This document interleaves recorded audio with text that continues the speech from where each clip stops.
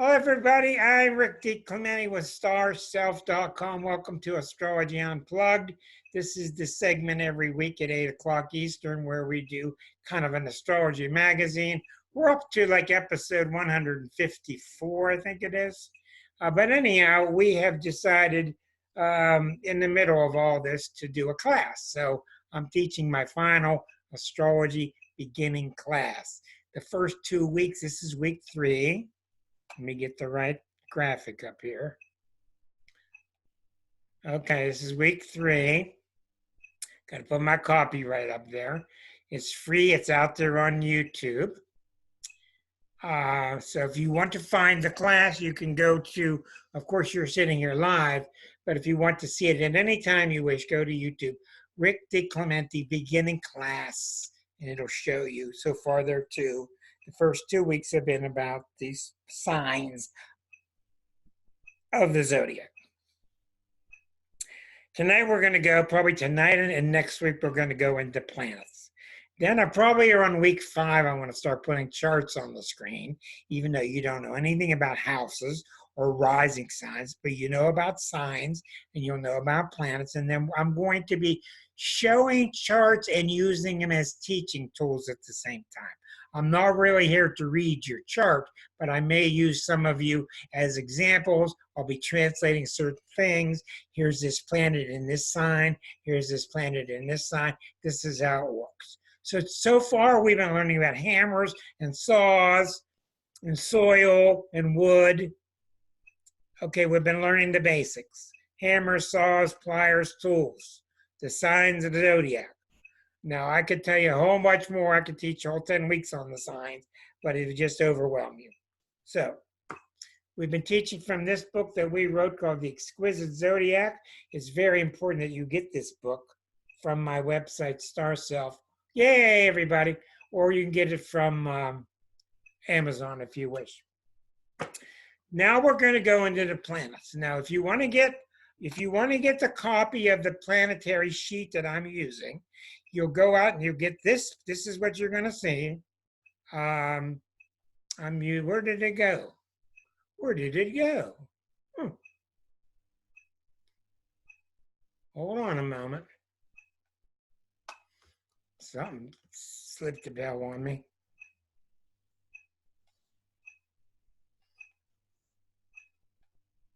I'll get it. Okay.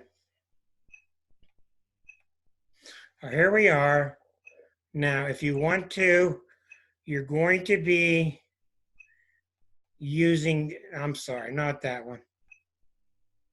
I got the wrong one. I'm getting all messed up.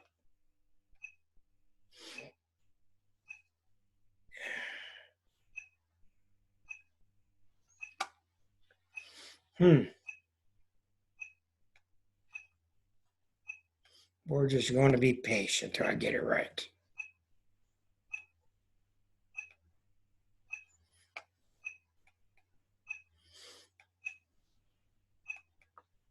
Here we go. All right.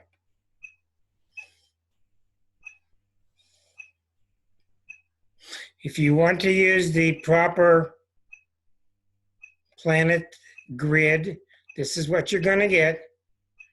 Okay, this is what I'm going to teach on this for 2 weeks. This is your next download from my website. And let me tell you how to go get it. Okay, this bottom line here. The bottom line, you always go get the tools that I'm going to give you. They'll all be stored at lowercase starself.com/class, then the name of the particular graphic. All the stuff I'm going to give you that I want you to copy will be stored for free in my website, starself.com, under a subfolder called class in the word planets. And it's a JPEG. That's a picture file. So I encourage you to get that, print out at least one copy, and then you can write on that. Okay? So we're going to get started. Now, I want to tell you a few things before I go. I don't like to leave these graphics up a lot because on the other screen, I get to see everybody, and I like to see everybody's face when I'm teaching. When we teach about the planets, these are the symbols, And yes, Dr. Kim, these are your next 10 symbols to learn. In addition to the 12 signs of the zodiac, these are called glyphs. Glyphs. They're called glyphs. Glyphs. There's the sun, the moon, Mercury, Venus, Mars. We'll get to Jupiter and the other ones later. But for right now, we're going to do the 5 personal planets, which are called Sun, Moon, Mercury, Venus, Mars. And as you go farther out, the planets become less personal and more powerful. Okay, we're going to do the sun, and we're going to do these other categories later on. For now, tonight, we're going to talk about the sun, moon, Mercury, Venus, Mars. Okay. All right. The sun is a symbol of a circle with a dot in the middle. And the actual symbols that they use are very meaningful, but I'm not going to get into that now. There's a whole science to that. There's only very little on the planets covered in this book. This book is mainly a book about signs of the zodiac.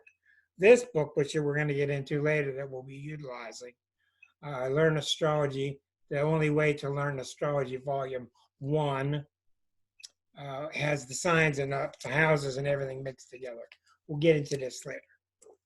Okay, when you talk about the sun, your sun sign, let's take, for example, Mark.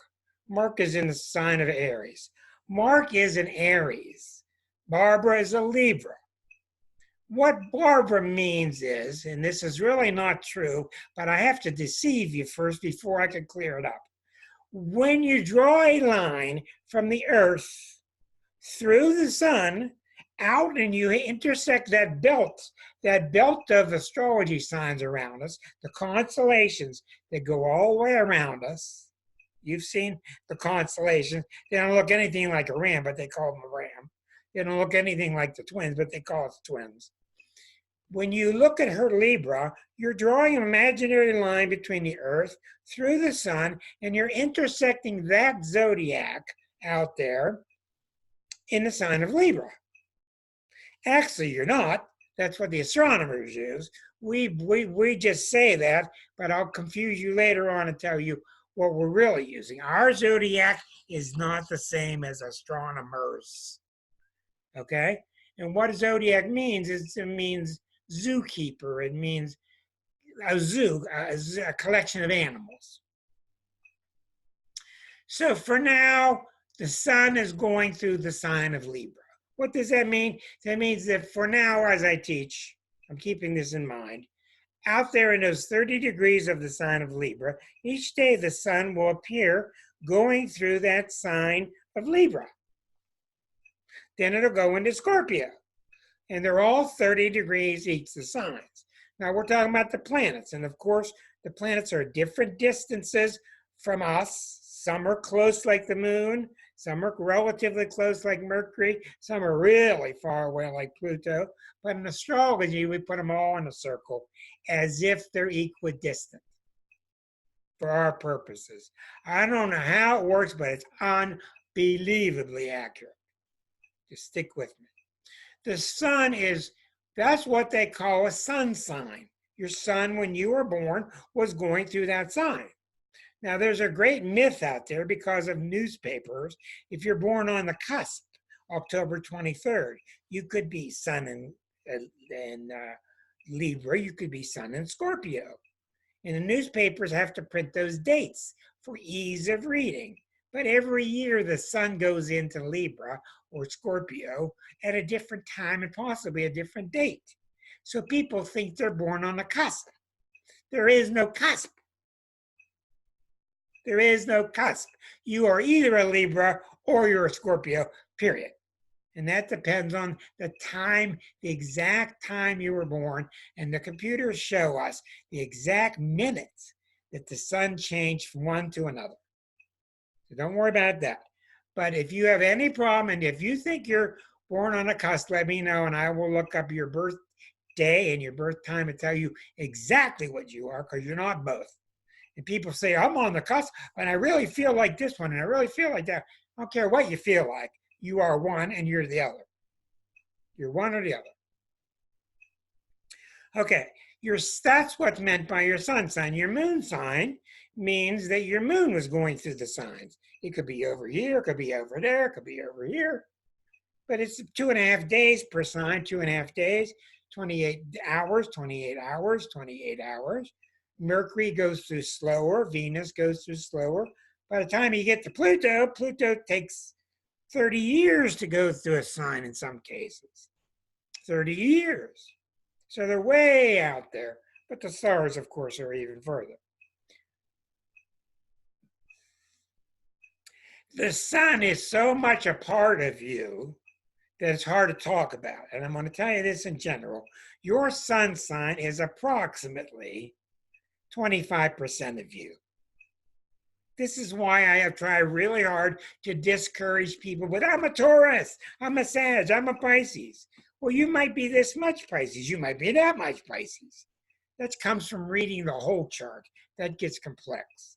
Before you leave here in this class, I will tell each of you, this is the advantage of being here live, I will tell each of you what your 4 or 5 signs are that are strong. Most people have about 5 signs very strong. Most people. Some have 4, some have 6. Most people have about 5 signs strong. And that's why you don't agree with what you read about your sign. Sometimes you do, sometimes you don't. If I talk to Barbara, Barbara's going to agree with a lot of Libra things that's given as a definition, and other things she won't agree with. That's normal. Okay, but that's what's meant by your sun sign. In the sun is your source of creativity. It's the very birthing light that's given to you. It's the vitality in you. It's an arrogant planet. It's cocky. It's full of certainty. It's full of, just like the sun we're looking at with Jan, with that bright light. The sun is your source of life. The sign it's in colors the way the sun acts. The sun in Leo is at its very best. It's wonderful in that sign. That's what those other columns in that grid are about. How the sun acts in certain signs. It means it's well placed or it's not well placed. The sun in Taurus doesn't shine as much as it does in Leo. The sun in Aries shines very brightly. The sun does not shine very brightly in Cancer or in Pisces. So when you say a sun sign, what you're really saying is the sun was traveling through that particular sign when I was born. Okay. I'm not going to tell you a whole lot about it because you're going to learn most about the sun by doing the other planets and realizing the sun is the rest of it. The sun is a really huge part of it. It very much is your conscious mind, the ego. The sun and moon together are really, really, really, really, really, really critical. Your moon is your unconscious. Your sun is your conscious. And right away, you've got 12 types of Aries. You got 12 types of Tauruses. You got 12 types of Geminis because of your moon placement. Now, since when you're born, the sun takes 30 days to go through a sign, the moon takes about 28 days to go through the whole zodiac. So you could be an Aries with a moon in Taurus. You could be an Aries with a moon in Capricorn, etc. You could be a double Aries, which means sun and moon are both in Aries. So you can see right away, sometimes you have too much of something. Sometimes you don't have enough of something. Okay. The sun is very valiant. It's strong. It's proud. It's very creative. It will burn you if you look at it. It's very much like the physical qualities. I don't know how that happens, but it's remarkable, but it's true. Now, we're going to move on. The moon placement. The moon is really, really critically important. The moon is very difficult to talk about. It's so complicated. The moon is emotional. All the following things are lunar, okay? Emotions, habits, traditions, mama, grandma, houses, property. All those things are very lunar. They're very non-intellectual. They're very emotional. So when you see somebody who's kind of dry, like an Aquarian, can be kind of dry emotionally, but if their moon is in Cancer, that's a real strong place for the moon. It picks up a lot of water there. So that Aquarian is going to get the benefit of being kind of intellectual and objective, but the moon in Cancer gives them a lot of emotion, or moon in Pisces, or moon in Scorpio. Notice the water signs. Okay? All right. The moon is a real big deal because it tells you how you feel. It's about your habits. It's about what makes you comfortable. This is the number one reason that you go to a party and you see these two characters sitting there and you go, boy, they just don't look like they get along at all. They just don't look like they're well matched. But you look in their charts and their moons are opposite each other, or their moons are in Taurus, or both their moons are in Virgo. And the moon placement is really a big deal. And that's also why you go to a party and you get next to somebody, you just got to get away. You just can't be near this person because one of their planets is irritating your moon. It might be opposite your moon. It might be on your moon. It might be Mars. It might be Uranus. So your moon has a lot to do with what you're comfortable with, what your lifestyle is like. But mainly the moon is about your emotional nature. So now you're seeing one of the reasons why we spend so much time in the zodiac, about the signs. A moon in Aries is emotionally kind of direct and kind of flaring and kind of dynamic and impatient, just like the sign Aries. Put the moon in Taurus. The moon is really well placed. In the grid I showed you, the moon is the ruler of Taurus. Every sign has a ruling planet. Every sign has a ruling planet. You have to memorize this. It's not that much. And you'll see some planets are well placed, some are not.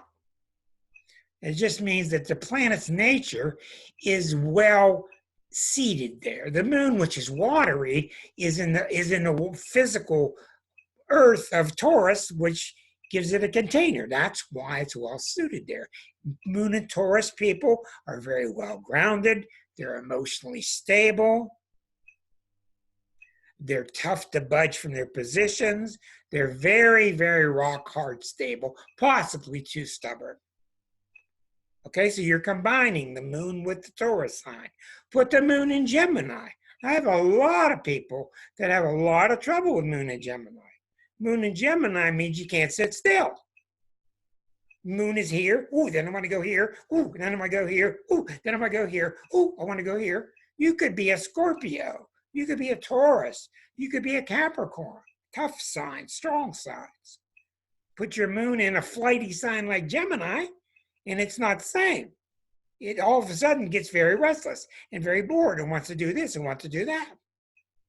So that's the art of astrology, is mixing these archetypal natures.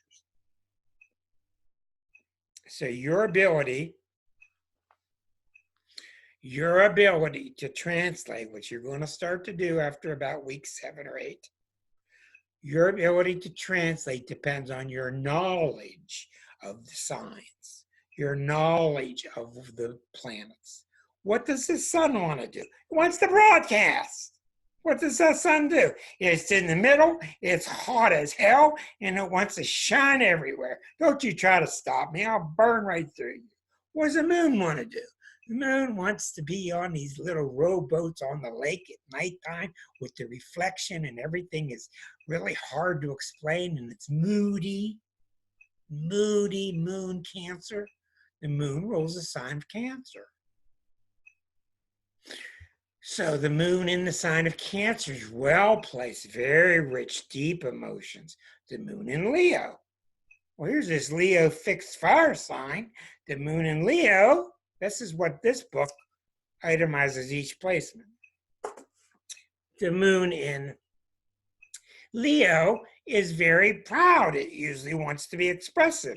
You could have a very quiet sign like a Pisces, like a Cancer. You put the moon in Leo, and all of a sudden they're not so quiet. They read horoscope, and they say, that's nothing like me. It's because they don't know their moon is in Leo. The moon in Leo gets things off the chest, says what it has to say. Sometimes it's arrogant. The moon in Virgo. The moon in Virgo can be very fastidious. They're not comfortable as everything's in line. All the ducks are in a row. You have to do things just right. I got to go get my hair trimmed. It grew 1 millimeter. I got to get my hair trimmed. Everything's got to be just right. It can be very fussy. It can be a very tough placement for the moon. Now, none of these placements are curses.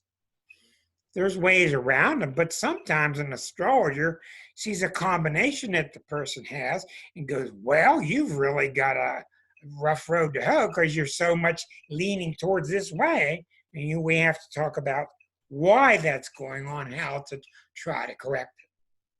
The moon in Libra people, they can be very, very social. They're very pleasant. They don't like things up front. They don't like confrontations. They're very social, but they can be weak. They can be weak, moon and Libra people, because they won't confront. And sometimes you need to confront, and sometimes they're taken advantage of. So the moon and Libra's problem built in is overcompromising. What about people like moon and Scorpio? Whew, you can feel that. Look at Elizabeth Taylor with that Pisces sun, that heavenly beauty she had, but she had the moon in Scorpio. That was the dark, intense, you saw it come out of her when she was acting, that when she got angry and she got emotionally powerful. Moon in Scorpio is very strong emotions. So it all depends how it mixes with the sun. Now you got 8 other planets beside all of this. This is why you're so different. This is why it's a miracle astrology ever lasted. The only reason astrology lasted is because we all got such an ego about our sun sign. That's why it lasted. Thank God. It's our problem, but it's the reason it kept us alive. So moon and Scorpio people can be very, very intense. I could talk to you all night about the moon placement in Scorpio, etc. Moon in Sagittarius people, it can be very lighthearted and fun. They can be a serious sign like Capricorn or Scorpio. But if their moon is in Sag, it really lightens them up a lot. Okay? That mutable fire of Sagittarius. Fiery, upbeat, fun. Let's go for a hike. Let's just go somewhere. The moon in Capricorn people can be very serious. It depends on, moon in Capricorn depends a lot on your sun sign.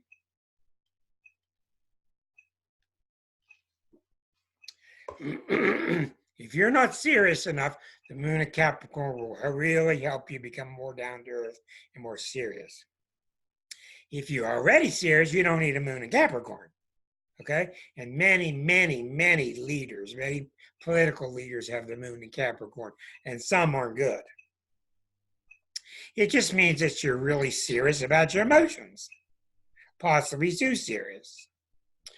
Okay, the moon in Aquarius. That's a really strange placement. It's really hard to interpret. The moon in Aquarius, the moon is so emotional, and Aquarius is so intellectual that it's kind of like they feel with their thoughts. Hard to explain. Moon in Pisces people. The moon in Pisces people can be very fuzzy, unsure. They can easily be led astray towards drugs or alcohol.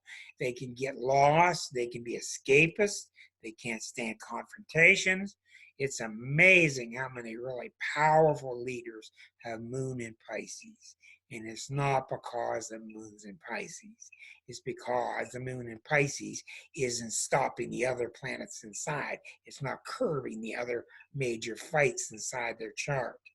That's why you have so many animals, serial killers. Many, many of them have moon in Pisces. It's not because the moon's in Pisces. It's just that the moon is not strong enough to stop it. The other stuff in the chart is what's causing the trouble. Okay. So between your sun and moon, now remember, it's going to take you, I've been studying 42 years, okay? I mean, studying. You're not going to learn this in 3 weeks. So don't try to memorize all the things I'm saying.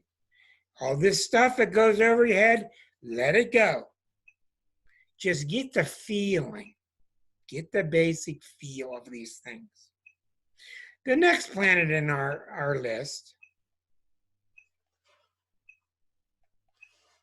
is Mercury. Of course, everybody in the world is so ultra famous because of Mercury retrograde. It's one of the very few things that the public knows about. Mercury goes around the sun every 9 months, very fast. You'll notice that the order, it's the first planet. The sun, then Mercury, then Venus, then us. Okay. All the planets retrograde.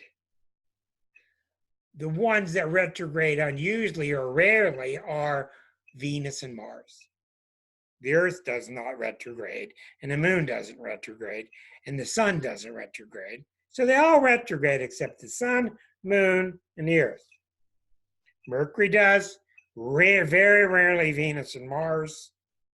The other ones retrograde very periodically. Okay? All retrograde means is like you're passing a car, and you pass it up, and it looks to you like the car is going backward. That's all it is. And then it catches up. So Mercury, every 90 days, Mercury goes backward for 21 days. Every 90 days, give me maybe 91, 89. Every 3 months, Mercury stops and goes backward for 3 weeks. I'm not going to waste your time explaining Mercury retrograde because it's so blown out of proportion. There's so much talk about it because people don't understand about it, and they just, they say it's a full moon or it's Mercury retrograde. It's the two things they know. Mercury is your mind. Mercury, Venus, and Mars are really critical. I said they were the personal planets. The sun is the ego, the self. The moon is the emotion.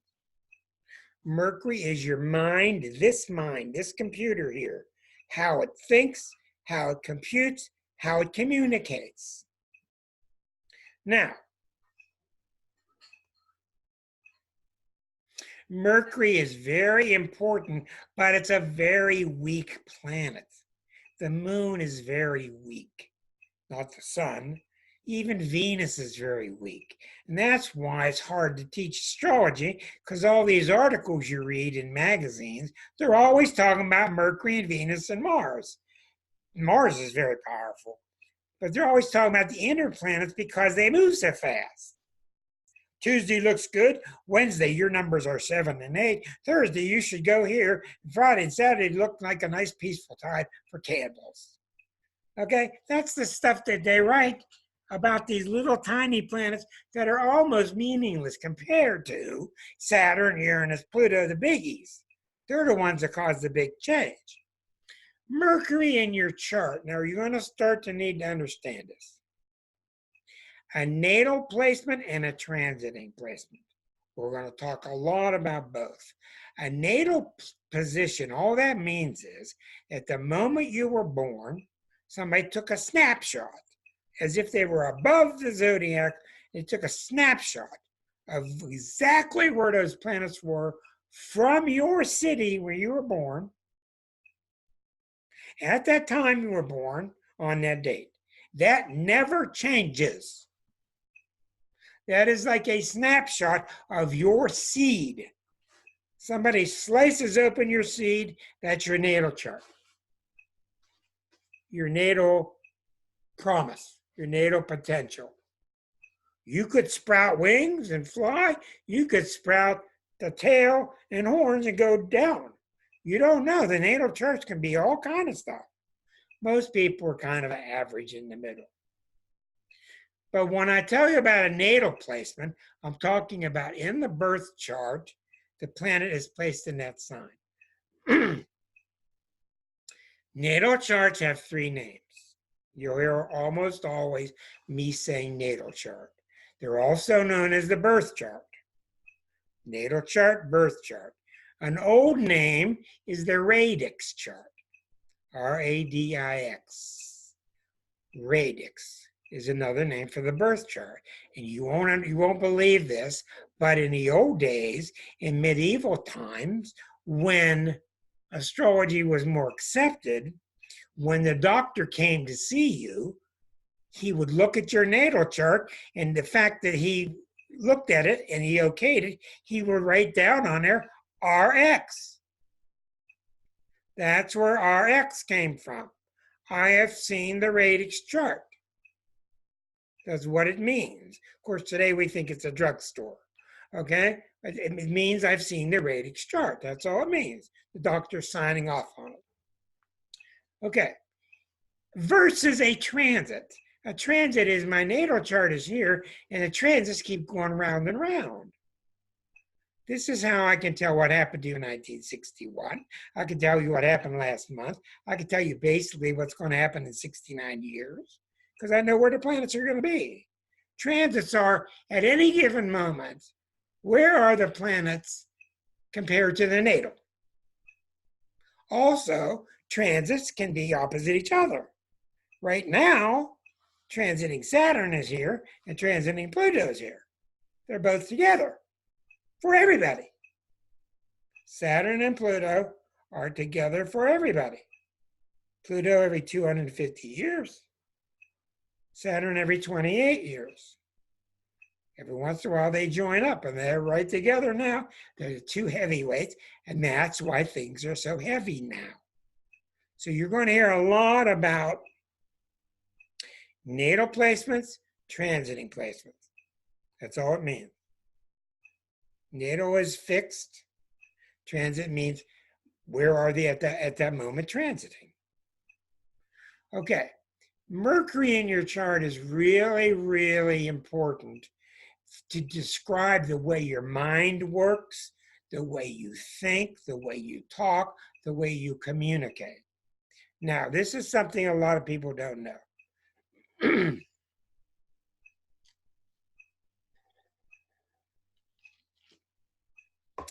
Mercury can only be 3 places. Because Mercury is closer to the sun than us, Mercury and Venus are the only 2 planets that have limitations on them. They can only be so many places. The ones beyond us, they can be anywhere. Jupiter could be in any sign. Saturn could be in any sign. But if we're looking at the Doc, and Doc is a Virgo, her Mercury can only be in the sign next door or the same sign. All of them. All Virgos that have ever lived have Mercury in Leo, Virgo, or Libra. All of them. Because it can't get any wider. Okay? When you look at it in the zodiac and behind the sun. So most Virgos have, probably half the Virgos have the Mercury in Virgo. Another quarter have it over in Leo. Another quarter have it over in Libra. This is why they say that Libra is probably the smartest sign of all. It's not because Libra's so smart, which they are. It's because all 3 placements are very good. When you're in Libra, your Mercury could be in Virgo, which is very analytical. It could be in Libra, which is very savvy, socially aware, or it could be in Scorpio, which is very psychological. So all 3 placements, that's why when I meet a Libra, within minutes, I can tell where their Mercury is. Just by talking to them. They're going to lead towards the Virgo critical part. They're going to lead towards the social. They're going to lead towards the incisive. So the Mercury is really important in chart comparisons, and that's what astrologers are paid extra for sometime. When you hear, I would like to pay you extra to do my synastry chart between me and her.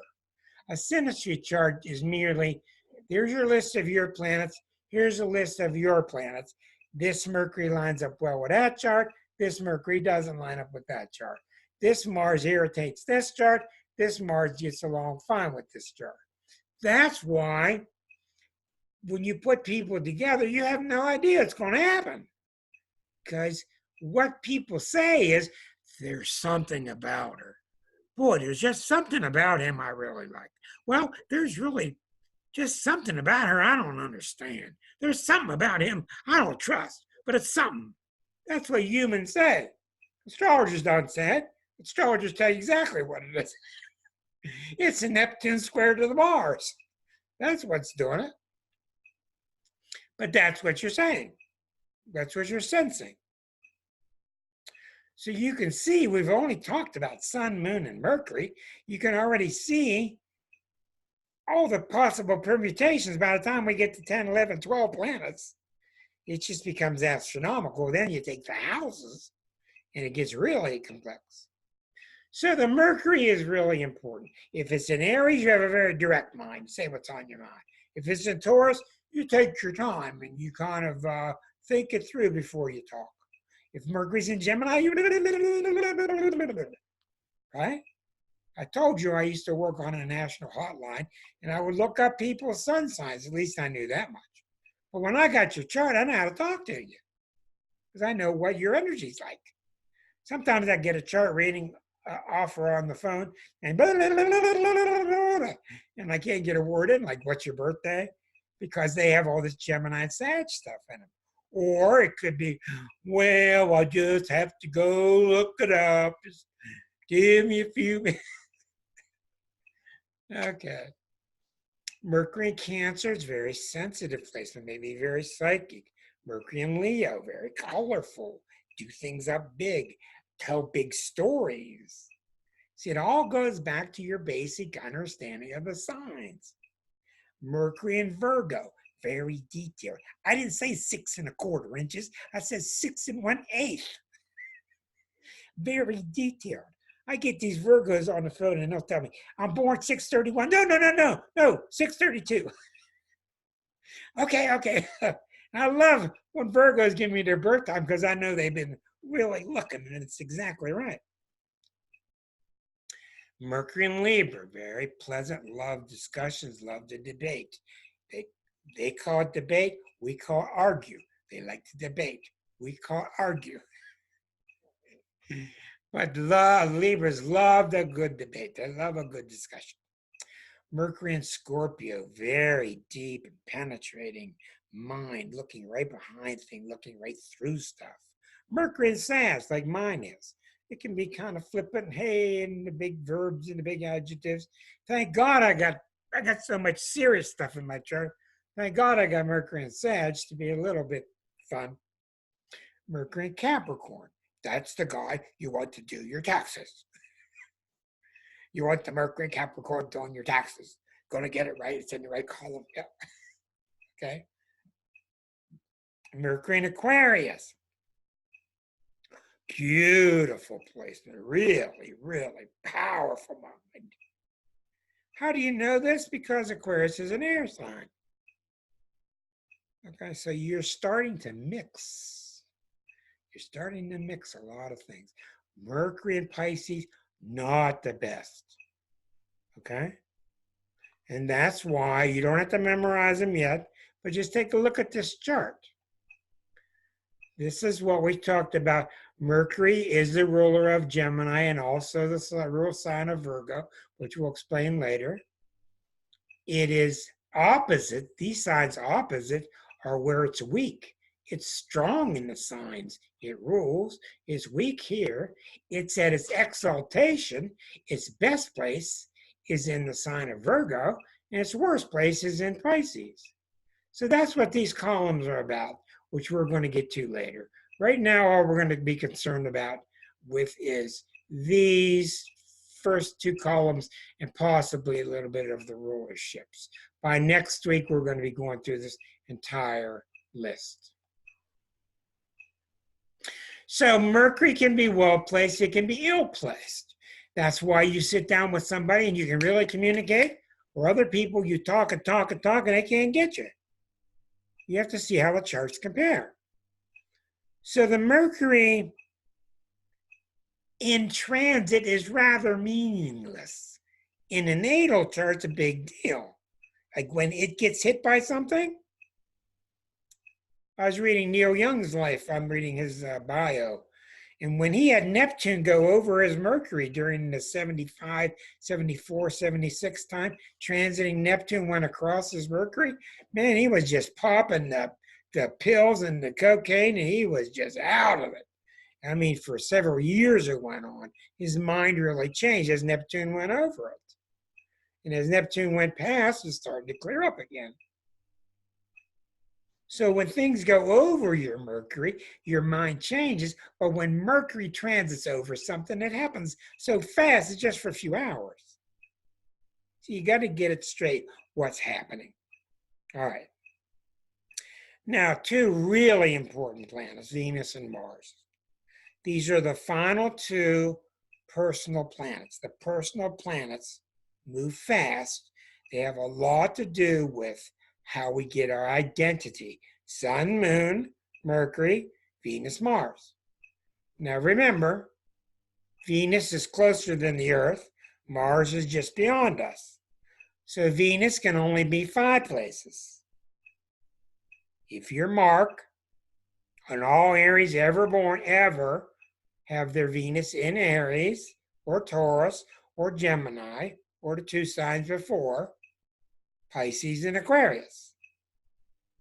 So if somebody tells you they're a Virgo with Venus in Pisces, they're confused and they're wrong. Venus can only be 5 places, same as your sun sign in the middle and one of the 2 signs to the side. Okay, now Venus and Mars are really, really critical when you're examining somebody's ability to have a relationship, to have sex, to be intimate, etc. And I'm going to be pushing with you all through this class. I'm going to be pushing on to you one of my 2 favorite authors, and you're going to get a lot from him. And he's retired now, and his name is Stephen Arroyo. It's Stephenarroyo. Stephen Arroyo. He's one of the greatest ever in terms of him being a master of relationships, relationship charts. He's probably in his mid-70s now. He's written a lot of books. The main reason I brought him up is there's a lot of confusion in Cosmo magazine, in these other magazines, in all these websites that want your money. Who's the best match with Libra? Well, who's the best match with Scorpio? It's just a stupid question. It's very misleading. It can't be answered, and they're taking your money. Now, it is true that in general, some signs get along better with other signs in general. I've already showed you. The odd numbered signs are male. The female signs are the even number. You're better off sticking with odd and odd, even and even. Can I spell his name again? Yes. I'll put it in the chat message. Stephen, Arroyo. Okay. And I'm going to be recommending to you several of his books. He's what made me what I am since 78. I studied him intensely.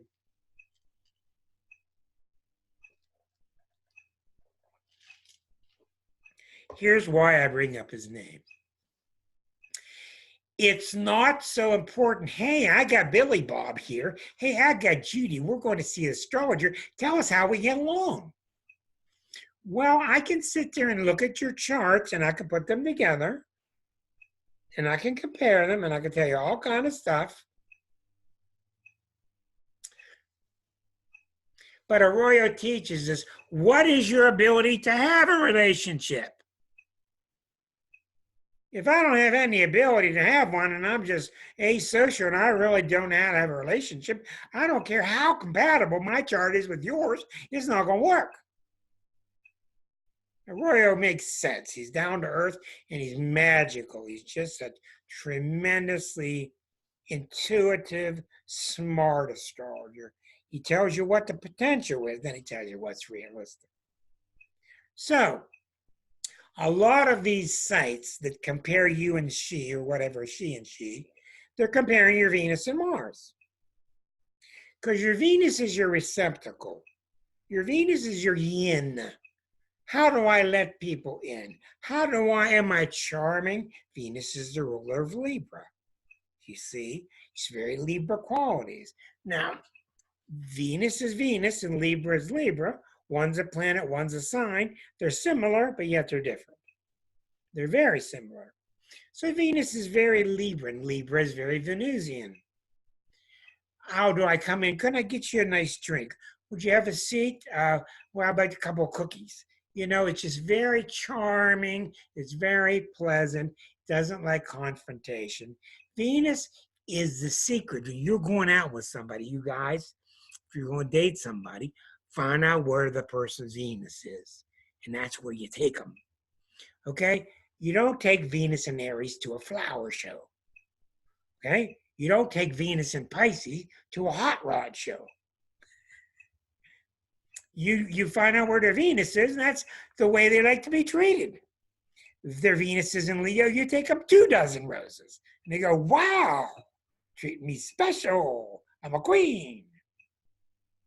So that's how you learn a lot about people. Their Venus is how they like to be treated. It's how they treat you. It's very important. When Venus is transited, first people change in how they react, how they let people in, how they block people out, how they get their heart broken, how they get their heart fulfilled. Venus is very, very important. I mean, what are 90% of the songs ever written about? Love and broken love. Venus is about love, compassion, happiness, going out for a nice drink, walk by the lake. It's very Venusian. So, if you're dating somebody with Venus in Virgo, you know, they really need to, I tell the Venus and Virgo people, you really need to put your checklist down when you leave work and before you go on your date. Because they'll be out on a date making notes about how latest time you washed your car, did he pay for the bill, was his hair really combed?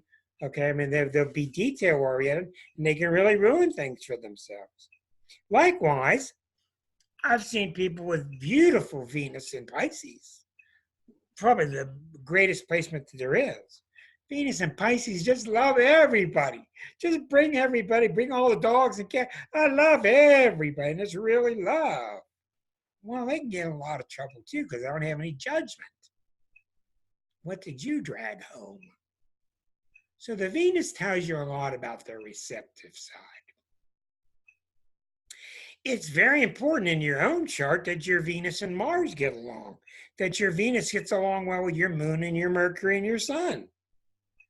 But by reading those 5 planets, the personal planets, Sun, Moon, Mercury, Venus, Mars. Hello, Susan Rogers. Nice to see you. You could tell some people that are all friction, some people that are just smooth. Some people's charts really flow within themselves. Some people don't. Very complex, very complex. Mars is the planet of the opposite. Mars is what body am I going to take with me? I'm going to go next door to the cave, smack that woman in the head with the club, and drag her back to my cave. That's Mars. It's bestial. It has no conscience. It's just blunt. It's the war planet. It wants what it wants and wants it now.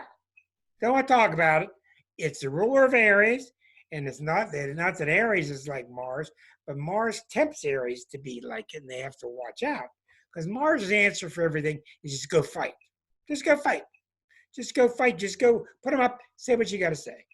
Our current man in the office who's pretending to be president has Mars in Leo right on his ascendant. Right on the planet, right on the ascendant is really very strong. His Mars is in Leo. So that means that Mars doesn't hold itself back. When he says, I'm going to do something, he does it.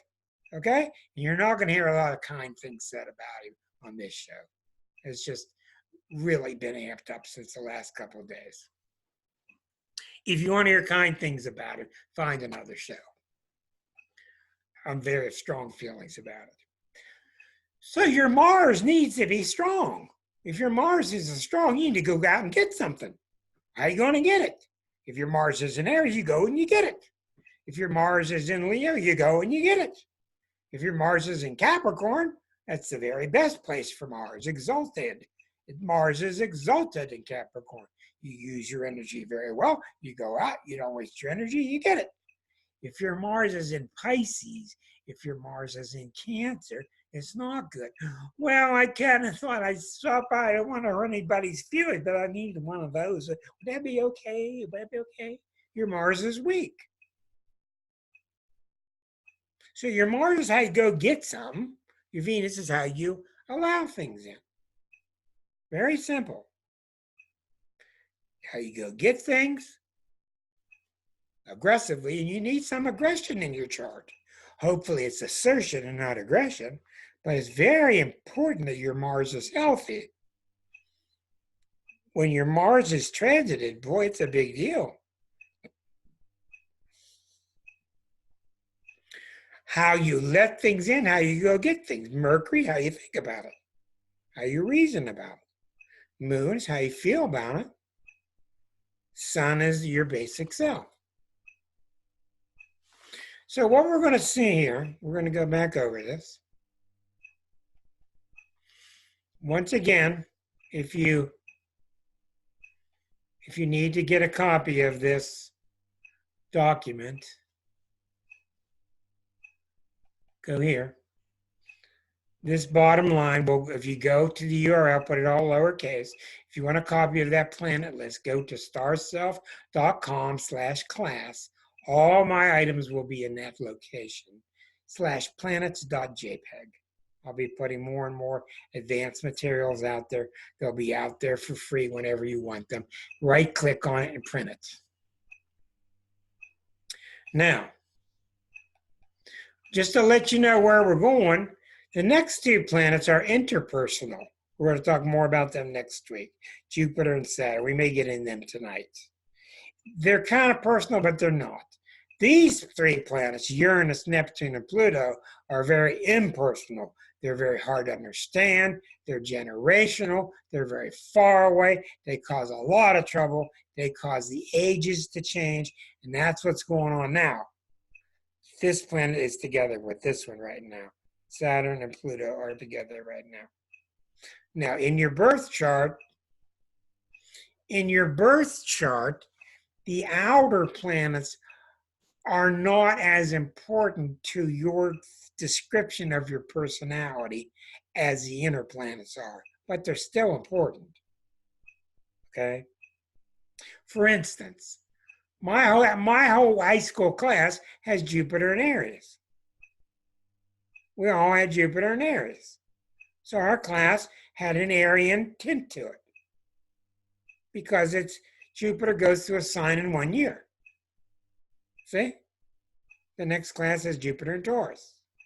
Pretty much. So the personal planets are a really big deal when you're starting to size up a person. The sun placement, the moon placement, the Mercury placement, the Venus, and the Mars. You've got a pretty good idea what the personality's like. I just got a guy call me on the phone. He wants a reading. He's got all this Capricorn, and his Venus and Mars are both in Aquarius. Okay? He was giving me a long list of why his birth time might be off by 1 minute. I called him and said, don't worry about the 1 minute. Nobody knows when they were born when it comes down to 1 minute. Nobody knows. And he gave me all this longitude and latitude and all this. All I knew was all this Aquarian stuff, this strong mind stuff. I said, it's not that big a deal to us, Capricorn. Okay? We know your planet is around that spot. It's okay. It's not that big a deal. Just relax. Okay? So, see, it all goes back to the zodiac. When your planets are in certain signs, they pick up the nature of the signs. Okay, what did I tell you the sun wants to do? It wants to broadcast. What does the moon want to do? It wants to be nurtured with kitty cats around and blankies. That's what the moon wants. It's Cancerian. It's Lady Di. The moon. Not all moon placements are like that, but that's what the moon wants. Mercury wants the strong intellectual, Spock-like interchange. Venus wants to be pleasant, lady or man on your arm, going through a nice restaurant. Mars, you want to get out and you want to do things. Okay? So, when you go back to the signs, remember, they could be in Aries, and Aries is very fiery, very direct. These planets can be in Taurus, very earthy, very grounded. These planets can be in Gemini. They're very restless. They want to hop over the fence and see what's next. I use a lot of body language on purpose. It's very important. And if you were in a class with me physically, I would have you doing a lot of body expression because that really helps you to learn and to translate.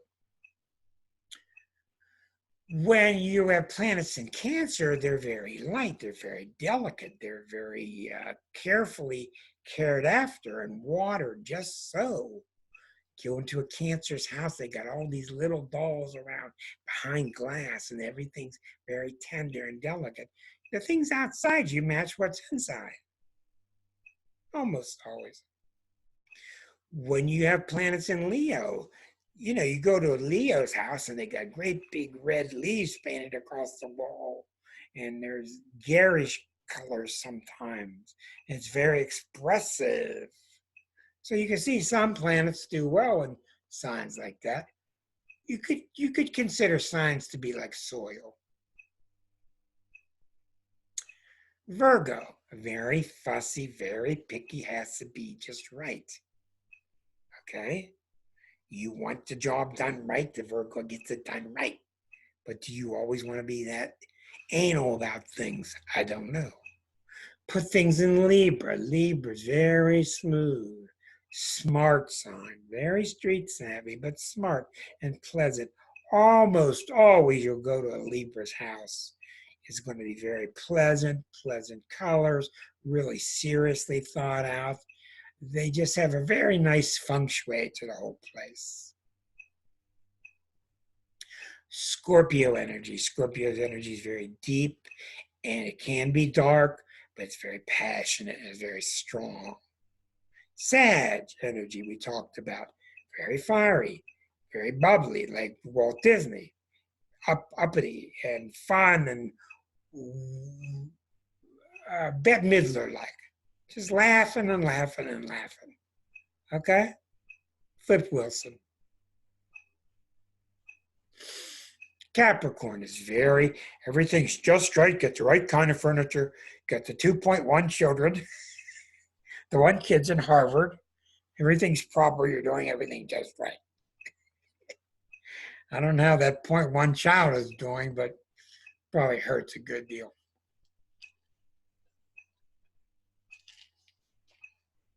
When things are in Aquarius, the more futuristic, the more wild idea, like it's like the better. Woo, let's just do it. When it's in Pisces, it's kind of watered down. Okay, so you know we're going to always be going over sign after sign after sign after sign. That's what this book is about. It's really important that you understand the nature of the signs. So what we're getting to, we're going to talk about 10 planets. We're going to talk about Jupiter, Saturn, Uranus, Neptune, Pluto. We're going to make references to an 11th one later on called Chiron. And now the new one that's really raising hell right now that most astrologers don't even know about is Eris. E-R-I-S. She is raising hell right now. She is the big mama. She's only been known for about 10 years. We will talk about those two. But what you're going to end up with is each of you have 10 planets that could be anywhere in the 12 signs. And they're also in anywhere of the 12 houses, which we're going to get to later. Houses are like signs, but yet they're different. That's it. Everybody's got a Venus. It's in a sign. It's in a house. That's basic astrology. When you put a planet in a sign, it's like saying I got a Corvair, but I use it to race. It's like saying I got a Chevelle, but I use it to go to the store. The planet is the car type, and how it's used, what its energy is like, is I got dual carburetors. Oh, I got the convertible. It's like the accessories that you have on the car. So the planets are very basic, and when you put them in a sign, it tells you much more about the way they're colored, the way they're used. I am going to go on to Jupiter and Saturn now because the outer three planets are so huge. And I want to also tell you, I have about 150 articles on my website, which is Star Self. You're free to read. I'm going to give you a much better interface pretty soon so you can access them. You can go to my website and you can look up by index, by subject, and you can read a lot about these planets, a lot about these signs. I've written about everything that I can think of in the field of astrology. And on YouTube, I got about 150 videos. So you can search my name and search by subject and see different subjects that may interest you. Okay. So you see that when you match up with another person, and frankly, the best matches are where the planets get along pretty good, some planets don't get along at all, and some planets get along good. That's what you need in a good relationship. When you have a relationship where all the planets get along, there's no interest. There's no interest, there's no friction. You're not interested in the person. They don't stimulate you. You're bored. You like them, but you're bored. So you want some kind of friction in the relationship that kind of keeps it lively and searching. And also, it's really good to have each other be a little bit of a mystery to the other. Keeps you kind of digging. Let's go on into Jupiter and Saturn. We're going to go back over this anyway. Now we're into interpersonal charts. There's the Jupiter glyph. There's the Saturn glyph. There are many ways to draw these, but these are the standard, accurate ways to draw them. Pluto itself has two ways. Pluto has another way to draw, which you can look up. But I use it like the PL because it was discovered by a man named Percival Lowell. Percival Lowell, you get the PL from his name. Jupiter and Saturn are very important planets because they bridge the gap between the five personal and these really weird, powerful outer energies.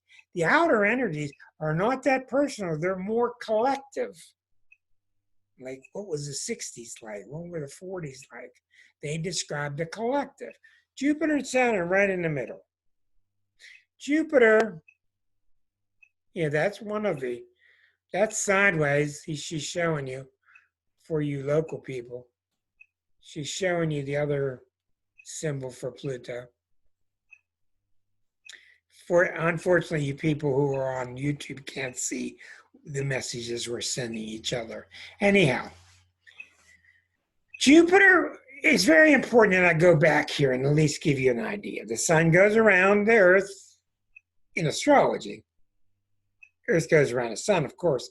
The sun goes around the Earth in astrology once a year. The moon goes around every 28 days. Mercury about every 90 days. That's why it has to retrograde to catch up with itself. Venus is similar. Venus is about every 90 or so days going around the sun, maybe a few more. I can't remember exactly. Mars is almost exactly every 2 years. Mars goes around in 2 years. It returns 2 years later. So each one you go out, the orbit gets bigger. Jupiter goes around the sun every 12 years. So Jupiter goes through every sign once per year. It's in Aries, then it's in Taurus, then it's in Gemini, once per year. And after a while, it's very important that you know these things like this. Really important that you're able to think this way. Saturn goes around 28 years. Jupiter, 12 years. Okay? Jupiter, expansion. Saturn, contraction. Jupiter, how do I go out into society? How do I go out and spread myself and grow? How do I extend myself? I've always had a hard time with Jupiter, and I think most astrologers do too, trying to explain its natal position. What I always tell people is this, and it's very accurate, I think. Your friends show up. We're going to look at your Jupiter placement in your chart. Jupiter's in Taurus.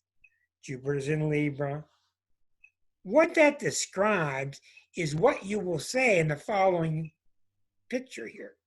Your friends squeal up, the brakes screeching to a halt in front of your house. You're a teenager. They slide the door open on the van. And they say, get in, let's go. What you do at that moment tells me what your Jupiter's like.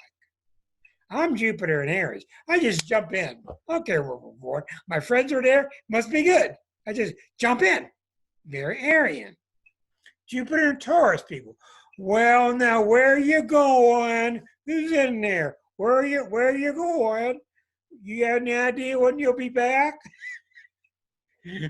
Jupiter and Virgo people. Well, I got to go get my notebook and my pen. And was it supposed to rain? What's it supposed to say? What's the website today? Is it supposed to rain?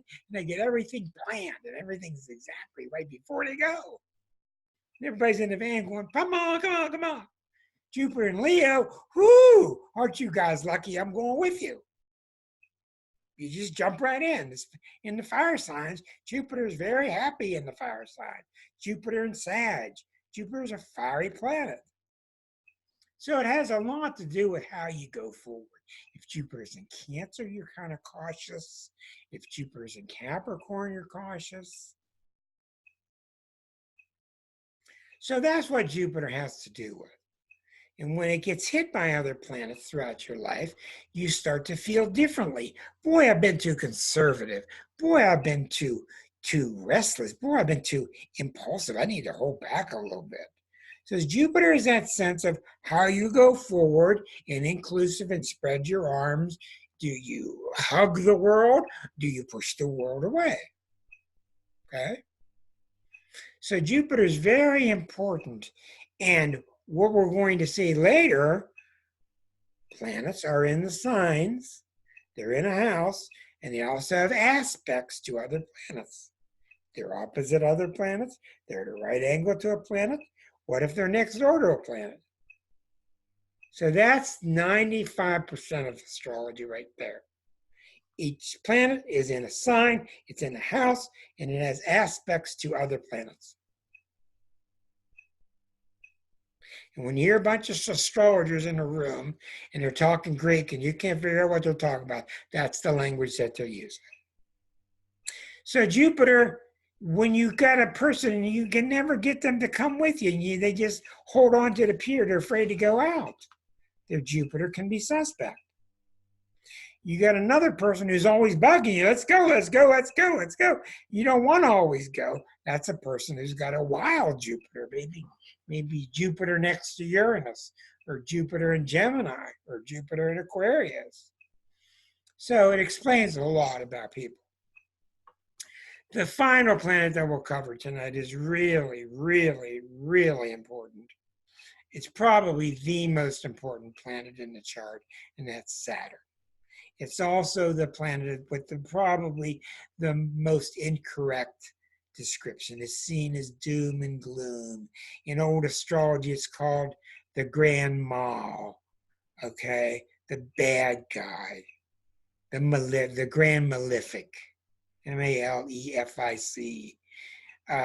The Grand Benefic is Jupiter, benefic. It's always great. Saturn, it's always bad.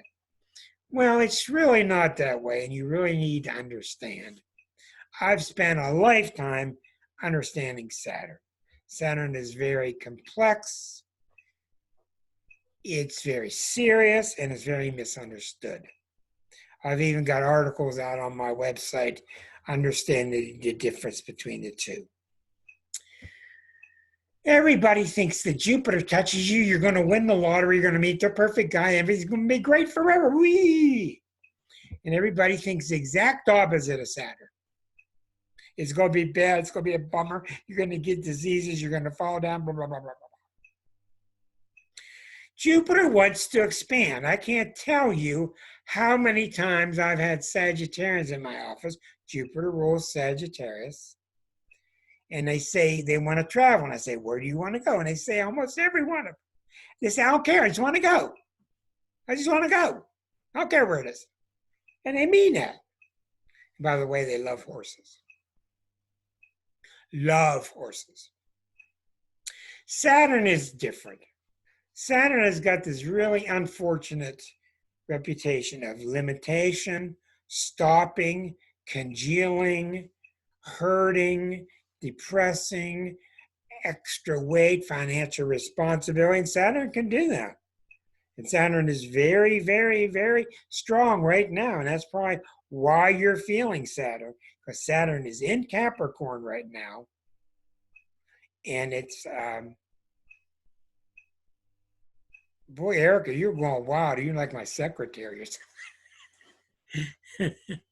I'm glad that didn't go out to the public because I don't really want to let that out. Here's where Saturn is misunderstood. I have studied Saturn very, very closely, and I have come up with the absolute certainty. And Liza and I are in great big discussions right now. It's going to go on for quite a while because Saturn has this reputation of being archetypally limiting. And I say it's not.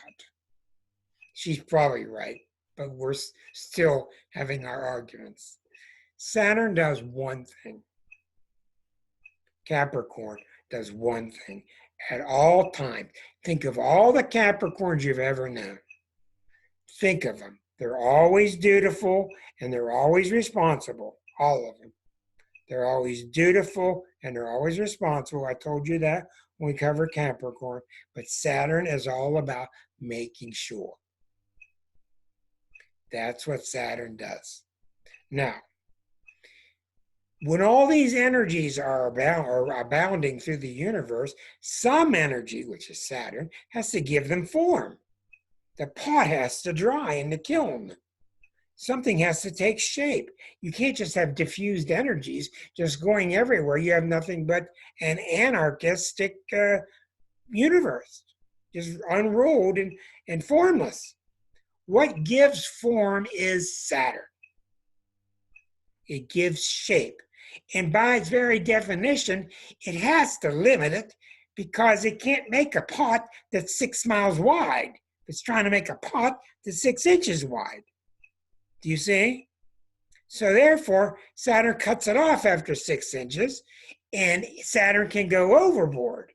Now, if the Saturn is abused and used wrongly, then the Saturnian person or the Capricornian person can become too rigid, they can become controlling, they can become very limiting, they can end up with lots of illnesses where the muscles won't move. Rigidity, they can. But Saturn is what gives shape to your life. It's very much like in astrology. In astrology, the moon represents your mother, Saturn represents your father. Now, I've seen a lot of exceptions in many ways. You have to ask people how the things are manifesting. But the moon is very motherly. It is very emotional. Everything's for the baby. It's for the family. Saturn is keeping the world at bay. I got my family in the house. The house is safe. The gutters are working good. The basement is strong. The door is shut. I got the house running. Well, as you know, after years and years and years, if you don't ever open up your windows to your house, get some air in there, then you see the downside of Saturn. And if you're listening to Jupiter and the windows are always open, then the rain's coming in and you're ruining things because you're too open. So it's very, very important in your chart that your Jupiter and Saturn get along. They're social planets. They have to do with how you fit in society. When you get beyond Saturn and you get into the asteroids and you get into Uranus next week, things become wild and revolutionary. But Jupiter is that wanting to expand. Hey, let's have a neighborhood block party. Let's see what our neighbors are like. Let's expand. Well, if you're always the type of, no, I don't want to do that. No, I don't want to do that. No, I don't want to do it. No, no, no. You become a neighbor that everybody's worried about or question. Just don't go near them. They're just not much fun. So you need a balance. You need a balance. Without a doubt, in my life, without a doubt, the most destructive planet has not been Pluto. It's not been Neptune. It's been Jupiter in my particular life. Some people, Uranus is devastating. Some people, Pluto is devastating. It just all depends. So Saturn's job is to give form. Okay, so the kids have a party, and the Jupiter mother says, okay, let's have a party. And the dad comes home at night, and it's a mess, and they all get up in the morning, and it's dad's job to pick up all the stuff, to clean up the stuff. Or it's dad's job to put a curfew. A party's over at 11. Okay, so that's where the idea of limitation comes in. But usually, if it's a healthy Saturn, it's limitation for a reason.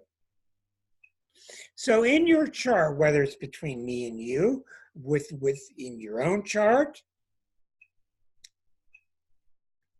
it's very important that your Jupiter, Saturn work together. Also with Uranus, which is going to come into play next week. Believe me, Uranus, Neptune, Pluto are so big of a deal, it's going to take the whole time next week. So your Jupiter is the part where you unbuckle the belt and you go have some fun. I'm going to sneeze. The Saturn's the part where you tighten the belt. Okay? In my chart, I have Jupiter opposite Saturn. So that means I do not have a natural ability knowing when to expand and when to contract. I just don't. When I think it's time to expand, it might be time to contract. I just don't have a natural affinity. Some people have Jupiter and Saturn 1/3 of the way around the zodiac, and that's very harmonious. These people have a natural ability. Yes, trine. Jupiter expands, Saturn contracts. They just do things at the right time, put money into the business, take money out of the business. Hold on to the money, okay? So that's what Jupiter and Saturn are about. And it's very important in your life to allow the overall holistic entity to grow, and sometimes it needs to stop and get itself checked and solidify. That's Saturn. But the zodiac raises hell with Saturn. If Saturn has its way, everything turns into a rock, rigid. You can't let it have its way, and that's where Uranus comes in. You'll see that next week. So, what we're seeing, once again, these 5 very personal planets that represent your inner personality. Saturn's 28 years around the circle, 2 and 28 months through a sign. Jupiter's 12 years around the circle, 1 year per sign. Mars is 2 years around the zodiac. Okay, Venus is about 9, 10 months, I forget exactly. Mercury's 90 days. The moon every 28 hours. The sun goes through the whole zodiac once per year. Then we're going to get into Jupiter and Saturn next time, which are the interpersonal planets that help you shape this personal and be able to deal with the impersonal. These are the collective or the times that you live in. These are very, very important. All these planets are important. Saturn is probably the most important planet in your birth chart, in my opinion, because if it isn't right, you just can't keep it together. And I'm going to tell you the truth now, and this is absolutely true from experience. When you have a troubled Saturn, there's a really high indication that you're going to do really well in life. Almost every famous person ever lived, almost all of them, have a lot of trouble with Saturn. And what that causes is it causes frustration inside. And they have this constant feeling they got to work at things to make things work out. I told you what's Saturn doing. Saturn is making sure. I got to make sure the forks are lined up right. Got to make sure the spoon is lined up right. Got to make sure there's enough money in the account. I got to make sure instead of just throwing things everywhere. And this is what happens with the Einsteins and with the Teslas and the great leaders. They all have very strong Saturns. Many of them have Saturn next to the sun. What's that translate to? Limited creativity. Limited creativity. What a bunch of hogwash. Some of the greatest artists you'll ever find. Da Vinci have Saturn right next to the sun because it gave them the ability to give form to their creative impulse. So we're getting into stuff. It ain't easy. This is not easy because each week we're going to keep piling on more and more archetypal flavors and mixing it up. So tonight what we did is we covered the 5 very personal planets, the 2 medium planets. I want to take a few minutes and you can turn your, if you would like to ask a question, I've got it so you can unmute yourself, so feel free if you'd like to ask a question or you're confused.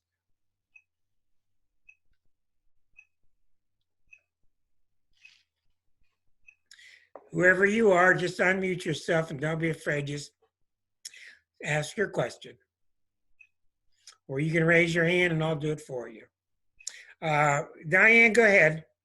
So I have a very basic question, and it goes back to something you said at the beginning tonight. So in astrology, the Earth is in the center, and we look at, where the planets are.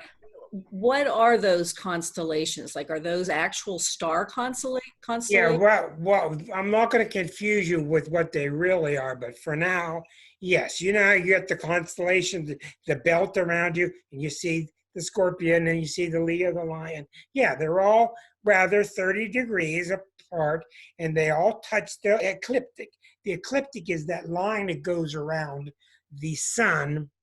Actually, the ecliptic is, from the Earth's point of view, everything has a line that it's all traveling on that line. It's almost like a racetrack. Okay. Yes, it's those signs out there. Yes, that's where the signs are. Okay. It's not really, but we're going to show you why it's slightly different than the astronomers. That's for much later because I don't want to confuse you. But yes, when I tell you your moon is in Gemini, that means when you were born, if I would have drawn an arrow right through that moon, it would have gone out, and intercepted that zoological zoo there in the one that was Gemini. Yes, that's what that means. And that moon picks up the qualities of that sign. Okay? Thank you. Now, well, you're welcome. And I'm going to be talking a lot about this later on because who knows what this class is going to turn into. But I don't know why, but these signs have a nature. They have a nature. They express it. It's not heebie-jeebie waves that are being sent from the planet either. It's got nothing to do with that. Yeah, I know Carolyn. Peggy, I'll get to you in a second. Didn't Carolyn have her question? Go ahead, dear. Oh, hi. I was just wondering about a relationship, Aries-Virgo's relationship. Okay, well, an Aries-Virgo is not the best, but that should not stop you because you got to see the whole chart. But it's not the best because it's 5 signs away. And I told you, one's male, one's female. The Aries is very impulsive, wants to do what it wants to do. The Virgo is, well, you can't just do what you want to do. You got to do what you should do. And Aries is like, what do you mean I got to do what I should do? I want to do what I want to do. I never told you guys in this class yet. But Aries people know what they want. They're gifted with knowing what they want to do. Virgos, it's like committing a mortal sin if they go do what they want to do. They're so enamored with this sense of I got to do what I should do. Well, that's the basic problem. The Virgo can think that the Aries is really selfish and impulsive, and the Aries can think that the Virgo is too uptight and too non-free. So if you're going to have a relationship between those two signs, then you're going to have the Moon and Venus and Mars help out. Yeah, does that make sense, Carolyn? Yeah, it makes complete sense. But I have a sister who's Aries, and she drives me nuts. Well, She's that's why. Are you a Virgo? I am a Virgo. She's That's why she always drives you nuts. she wants You to fight.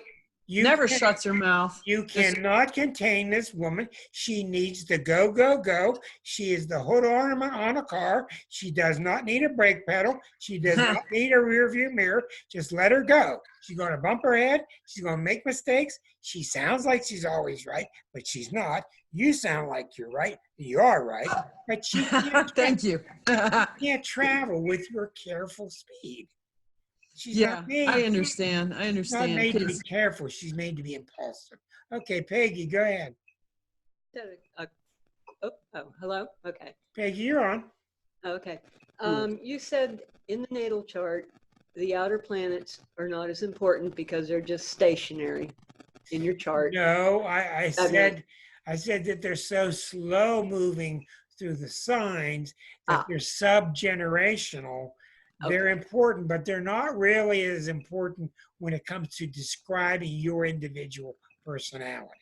Okay. Well, if you have Pluto conjunct another planet, does Right. that make a difference? Oh yeah. Okay. It So it makes just that other- depends. It makes that other planet scorpionic. Okay. That's for class number 6. That's Okay. when we talk about the aspects. What happens when two planets are together? What happens when they're opposite? What Okay. happens when they're at a right angle? Yes.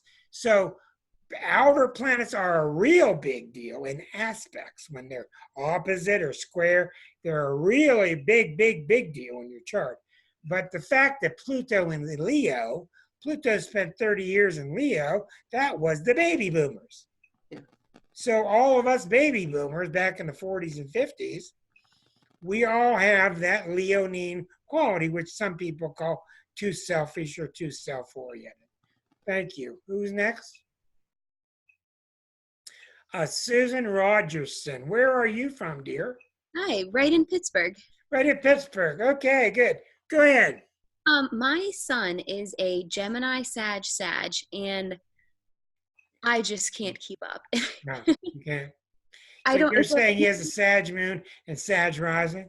Yes, and he's a Gemini, and Okay. Is there any way to focus a little, or I just can't? Okay, I got some ideas for you, but what sign are you? Leo Sun, Scorpio rising, Libra moon. Okay, well, we have a lot to talk about, me and you. But what I've had really success with, see, this is one of the problems with the imposter in the White House, because he's got the Gemini sun, he's got the Leo rising, he's got a moon in Sag. So he's out of control. He's just out of control. Okay, now with your sun, S-O-N, with your sun being a double Gemini? No, he's a Gemini with double Sag. Yeah. Okay. What happens with them is you have to understand their nature. They don't want to be contained. Right. Okay? They don't have an ability to contain themselves. They have a wild type of, let me just do this, let me go do that. They're experts at changing the subject. They're experts at conning you into, I didn't mean that. Yes, you did. No, I didn't mean that. Okay? One of the greatest things I've had success with is getting those kids into martial arts. We just signed him up for karate Okay, class. absolutely. Now, 2 things. Don't get him into martial arts to win trophies. Get him into martial arts to get disciplined with his energy. Mm-hmm. Because you got to understand his energy is like this. All day. This is a normal energy for a Gemini Sag.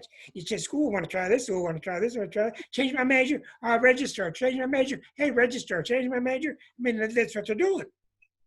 So it's a very hard energy to Saturnize. It's a hard energy to keep together. It can drive you nuts with your Libra trying to be so kind, and your Scorpio because you care so much. You're trying to activate his deeper emotions, and he doesn't have them. Mm-hmm. He doesn't have deep emotions like you do with the Scorpio. You got deep, penetrating emotions. So, starting with the two things, starting with the physical, disciplined martial arts, and not letting doctors give you this BS about ADHD. Mm-hmm. It is not ADHD. He's just got a lot of energy. Mm-hmm. Sometimes you plug in a wire and it just goes zzz. Sometimes you plug in a wire and it's got Your son is the first. Yeah. So you want to keep him very active. You want to call him on stuff though, starting now. How old is he? 5. Okay, early enough. He's going to start this BS with you. I insulted somebody, but I didn't mean it. Oh, I lifted somebody's dress up. Oh, but I didn't mean it. Oh, I elbowed somebody in the head. Oh, but I didn't mean it. He's going to want everybody to believe his BS. Don't allow it. No, you did it. Here's the video. You did it. Admit it. Let's talk about it. Not the end of the world. Okay? Let me give you the secret to this. Then we're going to call it a night. The secret to Gemini and Sag, especially Gemini, is they don't want people to know how shallow they are. Okay? Mm-hmm. Now, let me give some caveats to that. Gemini can be just as deep and wonderful and as advanced as everybody else, but their basic nature is they don't want to go deep, like Scorpio. They want to go under here. Ooh, go over here. Ooh. When they're underneath this leaf, they're sweating it out as to all the 600 leaves that they're not looking at because they're busy on one. You got to understand that. They're thinking while they're underneath one leaf about all they're missing over here. Okay? And Sag is very similar. And when we do the evening of oppositions, the polarities, you're going to really want to listen to that. The Gemini polarity with Sagittarius. And there's a wonderful chapter in here I have it. on the 6 polarities. Gemini's made to go this way. Scorpio's made to go this way. Let me go deep into you, find out what's way down there. Gemini doesn't want to do that. It's just missing a party. It's missing a party. What's over here? What's over here? But you can't allow it. You end up with a butterfly on speed. You cannot allow it. You have to introduce Saturnian principles. Now, I would have to study his chart during a personal reading to see if his Saturn is in place, if other placements are in there to give you more assistance. But in general, to answer your question, that's why. Okay. I really appreciate it. Thanks. Yeah, you are entirely welcome. And I've had a lot of parents bring Sag children to me. And there's nothing wrong with them. It's just that they don't want to take responsibility for what they're doing. Because their bumper sticker says, if it ain't fun, I'm not doing it. Mm-hmm. That's it. Yeah. That's well, it. We are very close with you. So I think me and my sister-in-law might drive down to do a private reading at some point. That would be wonderful. You got my number. Yes. Let me tell you what, that'd be fine. Class is coming along fine. Don't you guys worry about a thing. You've had 2 nights of signs, 1 night of planets. Okay. It's not going to get a lot more stuff. It's just going to get more complex because you're going to start mixing things. So what do you want to do tonight, if you've got this book now, is read more about the planets' natures. And so I've told you Jupiter's expansion, Saturn is keeping it together. Next week, we're going to go beyond it, and it gets really wild and hairy and crazy out there. And next week is when you're going to start understanding why the world is the way it is, and especially why it is that way now. So we'll get into it. Don't lose heart with your son. Don't lose heart. I've seen all kind of Geminis be very, very successful, but we definitely want to get into his chart further. So tell your friends it's on YouTube. They want to look up my name plus beginning astrology. I will see you all next Thursday night. We'll do more planets and have fun. Good evening. Thank you. Thanks. Bye-bye.